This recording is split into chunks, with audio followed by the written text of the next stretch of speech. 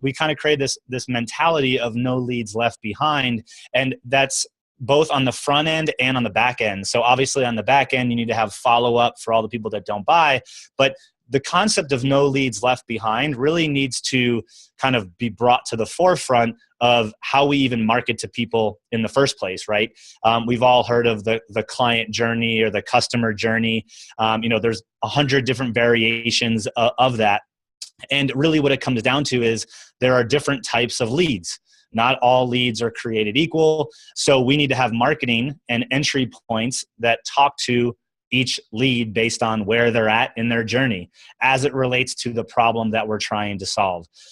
Or help them solve, right? So there's going to be people, we kind of got the language from actually 𝗙𝗵𝗃𝗀𝗃, but the three types of customers are the oblivious, the afflicted, and the informed, right? So the oblivious, they're not really sure. They haven't really identified what their problem is yet. Whereas the afflicted, they understand they have a problem. They're starting to research solutions. And then the informed, they know exactly what the problem is. They know that there's a solution out there, and they're already researching, they're like deciding between what solution they want.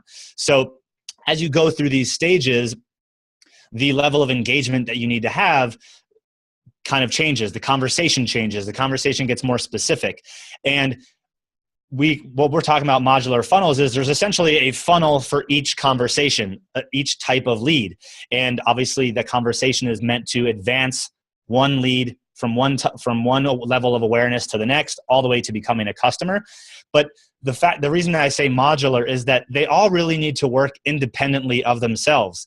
And when I mentioned the title of this is called Modular Marketing Funnels Built Backwards. And what we find a lot is that people are trying to build all of these things all at once. Like they're trying to create all their lead magnets, and a lot of them create their lead magnets first, and then they try to figure out how to have a conversation with those folks to eventually sell a product. Well, what we've seen work the best is to start with those informed customers, and you build a funnel that's for them, which, these are the people that are on your email list. If you have a podcast or you're doing YouTube, these are the people that know you. These are the people that know what you do and what you offer and how you help people. And it's really just a matter of them deciding if they want to work with you or not. So this is your best opportunity to convert. So the informed funnel should be kind of your go for the sale, go big, and that's where you aim for conversion. But again, that's not everybody. So we want to be able to put people directly into that funnel and talk to them.